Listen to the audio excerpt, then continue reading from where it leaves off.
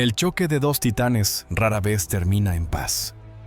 Sin embargo, el encuentro más profundo del mundo antiguo, la reunión entre el gobernante de Israel y la reina de Saba, no terminó en guerra ni en conquista. En cambio, produjo algo mucho más peligroso, el intercambio de ideologías que redefinió para siempre el destino geopolítico, la comprensión espiritual y la misma definición de poder. ¿Cómo pudo una reina de una tierra envuelta en incienso y oro arriesgarlo todo en un viaje peligroso solo para hacer preguntas? ¿Cuál fue el verdadero precio del conocimiento que buscaba? ¿Y cuál fue la consecuencia final de encontrarlo? Esta no es simplemente la historia de realeza encontrándose con realeza. Es la historia de origen de una odisea intelectual y espiritual. En lo profundo de un reino donde el aire vibraba con el aroma del incienso y los desiertos custodiaban tesoros incontables, la magnífica tierra de Saba, reinaba una soberana cuyo nombre no resonaba por su poder militar, sino por el hambre feroz e insaciable de su mente. Desde joven, la reina de Saba entendió que la moneda definitiva no era el oro de sus vastos cofres, sino la sabiduría para usarlo. Era una maestra de la diplomacia, el comercio y la filosofía, impulsada por una búsqueda solitaria, desentrañar los grandes misterios de la existencia. Veía su vida no como un trono que simplemente debía ocupar, sino como un viaje hacia la iluminación. Para esta reina, el verdadero dominio no consistía en gobernar reinos, sino en conquistar los límites del entendimiento humano. Su búsqueda era una empresa sagrada, y fue hambre de verdad lo que puso su mirada en el lejano reino de Israel, y en el rey del que se decía que estaba bendecido por un Dios único y singular. La decisión de viajar no fue un capricho, fue un mandato intelectual calculado. Cuando los rumores sobre la sabiduría divina del rey Salomón llegaron a Saba, no solo intrigaron a la reina, la desafiaron. Vio Jerusalén no como una capital extranjera, sino como el escenario de una profunda investigación filosófica. El viaje mismo se convirtió en una parte integral de la prueba. Su caravana cruzando desiertos y montañas era un espectáculo épico cargado con los tesoros más exquisitos del mundo antiguo. 120 talentos de oro. Una carga sin precedentes de raras especias, canela, casia, mirra e incienso, y una variedad de piedras preciosas. Sin embargo, la verdadera carga era su curiosidad implacable y el arsenal de desafíos intelectuales que había preparado. No se trataba de simples preguntas triviales. Eran los más intrincados paradoxos y acertijos concebidos por los sabios de su propia corte, diseñados específicamente para sondear la profundidad y el origen de la afamada sabiduría de Salomón. ¿Era su sabiduría solo ingenio humano o realmente era divina? No aceptaría relatos de segunda mano. Exigía pruebas irrefutables. Su objetivo era binario, o desmentir el mito y confirmar la supremacía intelectual de su propio reino, o someterse a una verdad mayor y aprender su naturaleza. El viaje era una peregrinación física y mental donde cada milla la acercaba a una confrontación que no se resolvería con ejércitos, sino con la claridad de la mente de un rey. La entrada de la reina de Saba por las puertas doradas de Jerusalén fue un evento teatral. Un momento en que la grandeza de Oriente chocó con la magnificencia ascendente de Israel. Fue recibida con los máximos honores posibles, pero la reina no estaba allí para admirar el boato. Estaba allí para diseccionar una civilización. Su llegada marcó el inicio de la fase más profunda de su investigación, una observación exhaustiva casi forense. Su examen se extendió mucho más allá de Salomón mismo. Abarcó el intrincado ecosistema viviente de todo su reino, operando bajo los principios de la sabiduría que él proclamaba. El esplendor físico de Jerusalén, la inmensidad del palacio de Salomón, y la mera escala del templo aún reluciente en su reciente construcción dedicado a un solo Dios Yahvé, no eran más que el telón de fondo. Su enfoque estaba en la funcionalidad y la justicia del Estado. Observó meticulosamente la administración notando los movimientos precisos y ordenados del personal real. Vio la eficiencia del servicio, la jerarquía de los sirvientes y la logística impecable necesaria para mantener un hogar real tan vasto. El orden de sus mesas, la disposición de sus oficiales y la rotación de los ministros dedicados cada detalle, hablaba no de una riqueza caprichosa, sino de una organización deliberada y profunda. Un rey podría construir un palacio rico, Pero solo uno sabio podría orquestar un sistema que funcionara con la precisión de un reloj finamente ajustado, reflejando una comprensión profunda de la naturaleza humana y del gobierno. Pasó horas en los tribunales examinando los juicios de Salomón. Buscó casos que pusieran a prueba los límites mismos de la ética y la ley. Escuchaba atentamente cualquier indicio de parcialidad de interés propio o fallas en la lógica. Buscaba las inconsistencias que delatan a un gobernante defectuoso, pero no encontró ninguna. Sus decisiones se caracterizaban por una claridad inquebrantable y un sentido de justicia imparcial casi trascendental que resolvía disputas con firmeza y ganaba el respeto silencioso y profundo del pueblo. Esta era la sabiduría práctica en acción, sabiduría, que transformaba principios abstractos en un orden social tangible.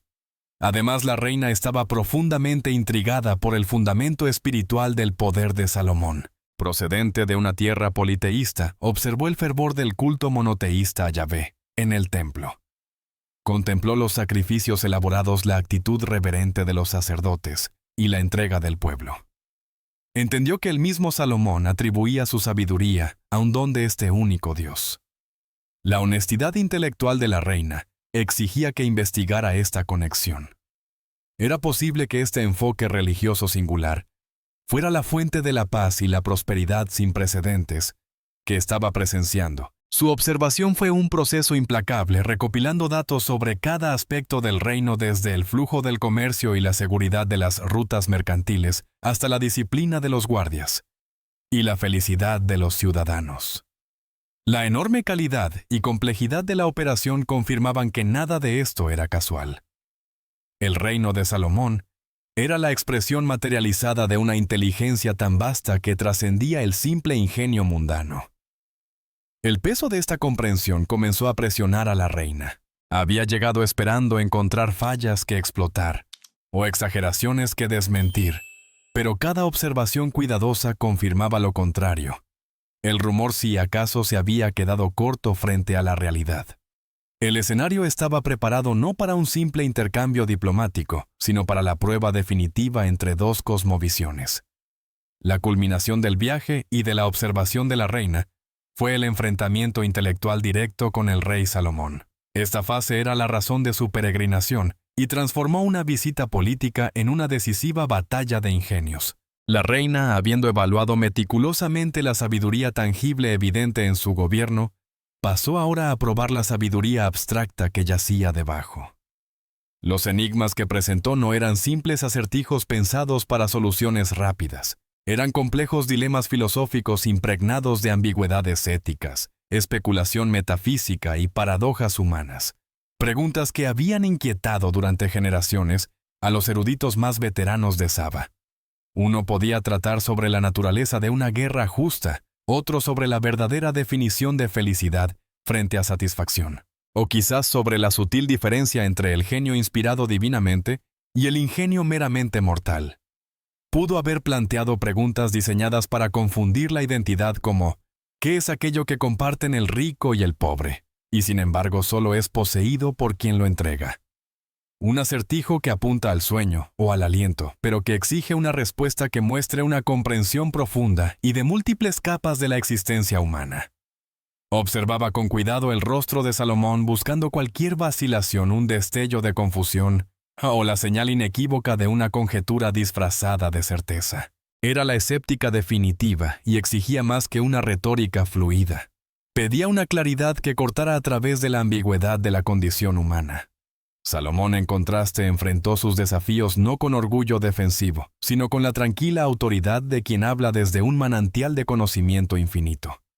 Las Escrituras atestiguan que él respondió a todas sus preguntas. Nada hubo oculto para el rey que él no pudiera explicarle. Sus respuestas no eran simplemente correctas, eran iluminadoras, donde sus enigmas habían presentado una encrucijada. Una elección entre dos respuestas aparentemente lógicas, pero mutuamente excluyentes.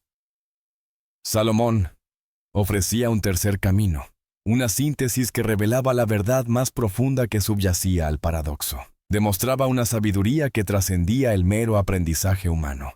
Poseía una resonancia divina, Hablaba de los principios del mundo natural, de las motivaciones más profundas del corazón humano y de las leyes del universo con una precisión sin esfuerzo que dejó asombrada a la reina. Su conocimiento se extendía más allá de la filosofía hacia áreas de ciencia natural, botánica y zoología, demostrando un dominio integral de la creación misma, un don atribuido explícitamente a Yahvé.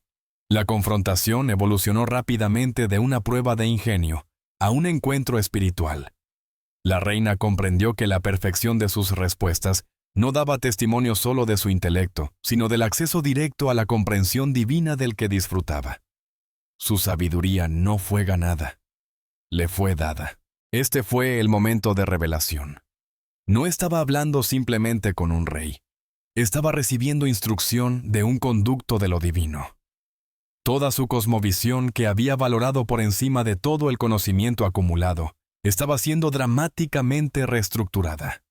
La riqueza material de Saba de pronto palideció, en comparación con las riquezas intelectuales y espirituales de la conexión de Salomón con su Dios.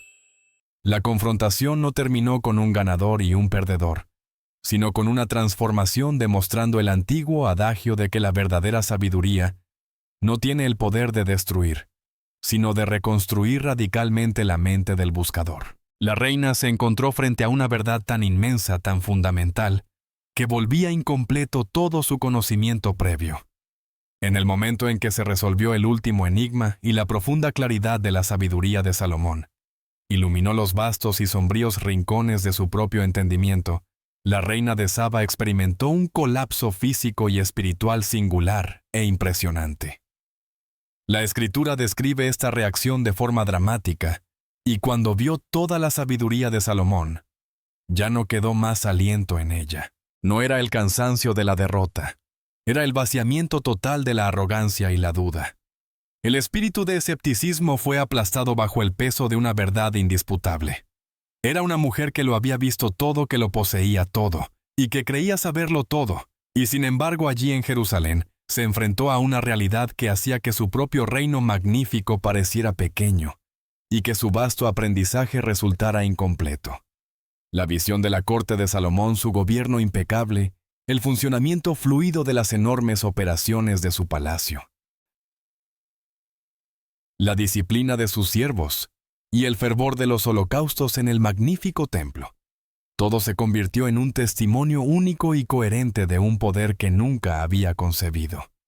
No fue solo testigo de riqueza, contempló un diseño inspirado divinamente de una sociedad perfecta. La sabiduría no estaba confinada a la mente de Salomón. Era el aire que respiraba en su reino. El efecto acumulativo fue el desmantelamiento de su cosmovisión. Humillada y renacida por ese encuentro intelectual y espiritual, la reina dio un paso al frente. No como soberana de un poder rival, sino como una buscadora devota que por fin había encontrado su meta. Su declaración permanece como una de las aprobaciones más poderosas de la sabiduría en la historia, un momento en el que la rivalidad geopolítica cedió ante la admiración espiritual. Habló con una voz despojada de toda pretensión real, declarando a Salomón: «Verdadera era la palabra que oí en mi tierra acerca de tu sabiduría y de tu prosperidad. Pero yo no creía lo que decían hasta que vine, y mis propios ojos lo vieron. Y he aquí ni la mitad se me había dicho. Tu sabiduría y prosperidad superan la fama que oí». Este reconocimiento que la verdad era más grande que el rumor afirmó el estatus único de Salomón ante el mundo. De manera crucial, la percepción de la reina trascendió de inmediato al hombre y fue directamente a la fuente. No se limitó a alabar a Salomón, alabó al Dios que le había dado el don. Sus palabras pasaron de la adulación a la declaración teológica: «Bendito sea el Señor tu Dios, que se ha complacido en ti y te ha puesto en el trono de Israel, porque el Señor ha amado a Israel para siempre, te ha hecho rey para que ejecutes justicia y rectitud». Esta afirmación proveniente de una reina politeísta de una nación inmensamente poderosa e independiente fue nada menos que una conversión, o como mínimo un profundo reconocimiento público de Yahvé como la fuente legítima de la sabiduría y el poder supremos. Esta transformación fue el resultado más significativo del encuentro. La reina de Saba no abandonó Jerusalén con un simple acuerdo comercial. Se llevó consigo una brújula espiritual completamente nueva. Su escepticismo fue reemplazado por reverencia, su curiosidad por certeza. Había buscado sabiduría y en el proceso encontró a un Dios cuyo poder se demostraba no por la fuerza bruta, sino por la superioridad intelectual y moral de su rey ungido. Su viaje estaba completo habiendo asegurado no solo una alianza, sino la más preciosa de todas las adquisiciones, una verdad innegable y transformadora. El profundo intercambio espiritual culminó ahora en un espectacular intercambio material, simbolizando el alto respeto y la mutua admiración entre ambos soberanos. Habiendo contemplado la sabiduría que superaba a todo el oro, la reina de Saba presentó su suntuoso tributo físico. Le dio a Salomón 120 talentos de oro, una cantidad asombrosa que definiría para siempre la opulencia de la época, junto con una inmensa cantidad de raras especias y piedras preciosas. Las escrituras señalan que nunca más llegaron tantas especias como las que la reina de Saba dio al rey Salomón. Sus dones fueron una admisión silenciosa y tangible de que la riqueza rumorada de Israel era secundaria frente a sus riquezas intelectuales, y aún así ofreció lo mejor como señal de respeto genuino por la sabiduría que había descubierto. Salomón, el receptor de la recompensa de la sabiduría, correspondió a esta generosidad con una medida igual o incluso mayor. Le dio a la reina todo lo que ella quiso y pidió además de lo que Salomón le dio, según la generosidad del rey Salomón. Esta frase está cargada de significado. No solo satisfizo sus peticiones específicas, que probablemente incluían bienes exóticos, conocimiento estratégico o concesiones comerciales, sino que también le otorgó regalos procedentes únicamente de su generosidad real y de la prosperidad que su sabiduría había generado. Este intercambio fue el acto final y elegante de diplomacia, sellando un vínculo fundado en el mérito intelectual más que en la necesidad territorial. Finalmente llegó el momento de su partida. La reina de Saba dejó Jerusalén no como una potencia extranjera que asegura un acuerdo comercial, sino como una peregrina que concluye una búsqueda sagrada. Su viaje de regreso a través de los vastos desiertos no fue una retirada, sino una procesión reflexiva. Llevaba consigo no solo la generosidad real de Salomón, sino la huella de una nueva teología y la evidencia irrefutable de una sabiduría divina. La soberana que había salido de Saba en busca de un desafío filosófico regresó portando una reforma espiritual. Había llegado como escéptica. Partió como creyente en el poder de una sabiduría con la capacidad de reorganizar el mundo entero. La historia del viaje de la reina de Saba no terminó con su regreso a su fragante reino. Se convirtió en un relato inmortal, un modelo para la búsqueda intelectual y espiritual que sigue resonando a través de las civilizaciones. Su legado es uno de los respaldos más poderosos de la sabiduría por encima de la riqueza, y su relato está tejido en las historias sagradas de las principales religiones del mundo. En la tradición judía sigue siendo la prueba por excelencia del don divino incomparable de Salomón, simbolizando la curiosidad universal, que finalmente debe rendirse ante la verdad de Yahvé. Para la tradición cristiana, su disposición a viajar grandes distancias para oír la sabiduría de Salomón fue citada por Cristo mismo como reproche a aquellos de su tiempo que rechazaban una sabiduría mucho mayor, que tenían justo delante. Más profundamente aún, la historia constituye el fundamento de la identidad nacional etíope. En su tradición, ella es Máqueda, y su unión con Salomón dio como resultado un hijo Menelik I, quien fundó la dinastía salomónica que gobernó Etiopía durante milenios. De manera crucial, la leyenda etíope sostiene que Menelik I finalmente llevó el arca del pacto, la reliquia más sagrada de Israel, de Jerusalén a Aksum, estableciendo a Etiopía como depósito divino del pacto original, sea historia literal o mito venerado. Esta tradición eleva la visita de la reina de una simple curiosidad diplomática a un evento clave en la historia espiritual del mundo. En última instancia, la reina de Saba permanece como un símbolo perdurable, representa el valor del escéptico honesto del buscador, que valora la verdad por encima del orgullo político. Modela la humildad necesaria para reconocer la sabiduría, Cuando se la encuentra incluso si proviene de una cultura desconocida y sirve a un Dios desconocido.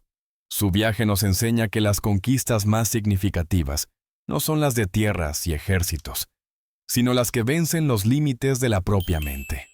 Su legado confirma que la verdadera medida de un líder y de cualquier espíritu humano se define por la calidad de las preguntas que se atreve a hacer y la profundidad de las respuestas que está dispuesto a aceptar.